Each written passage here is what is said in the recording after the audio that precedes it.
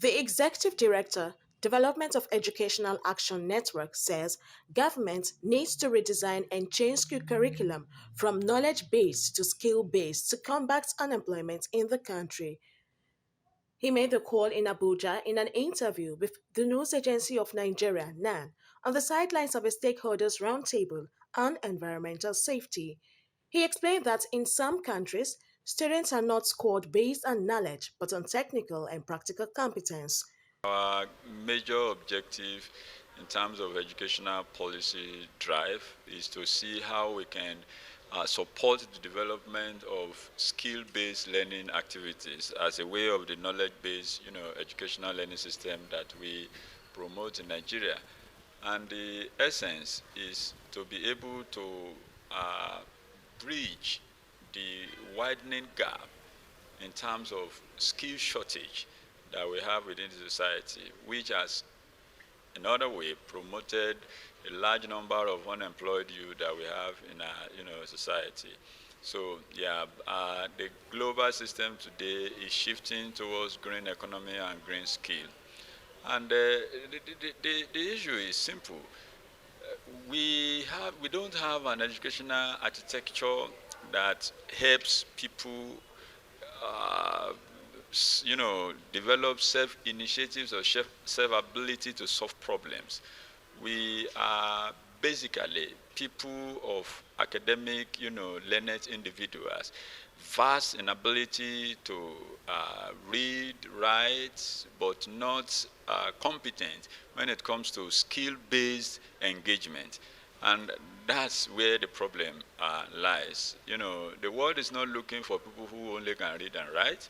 The world is not looking for people who have first class, who are academically very excellent. The world is looking for problem solvers. And in China, that's what they had that helped them to advance. In Japan, the same thing.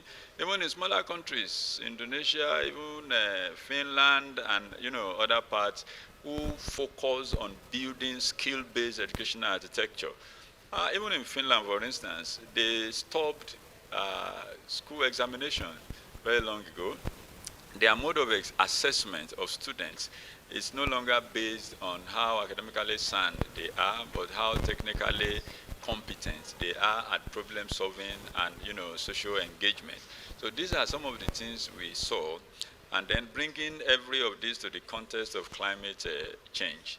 Ms. Onyekachi Chukwu, an associate of Clear Technology Hub, identified agencies of government to lead the drive and recommended an interagency approach. Is government institutions that should be leading this ambition and the strategies they should apply to achieve climate education mainstreaming into school curriculum. So the key institutions of government that we mapped out to play the role, we have the Ministry of Education, both federal, state, parastatal MDAs, Ministry of Environment, National Orientation Agency, National Broadcasting Commission, National Environmental Standard Regulation Enforcement Agency, Ministry of Finance, State Universal Basic Education Board, Nigerian Educational Research and Development Council, and National Climate Council. Also, Ms. Caroline Olaita, a senior education officer who spoke on the role of teachers in climate education delivery in schools, said that teachers must be trained to understand the curriculum and the concepts of the subject matter. Firstly, we have to understand the curriculum itself. Yeah. The curriculum must be understood first. Then the second thing is the teachers impacting the knowledge of this curriculum to the students, because they are actually the future. So we are trying to sustain our future. So the teachers will be able to impact this knowledge across to them.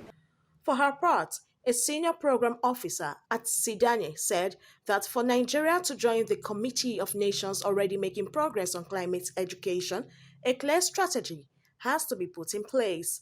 Thought of convening sectoral climate change actors consultations to foster a robust conversation towards enlisting climate education in the COP28 agenda for Nigeria. The reason that we had thought of this is because we believe that We don't want to use one size fits all. There might be different interest groups that have different inputs to make into how the education conversation should go in COP, coming from both the formal sector and the informal sector. Because the way we thought of this is that climate education should not be limited to, schools in quote. It should really like cover everything formal sector and everything informal.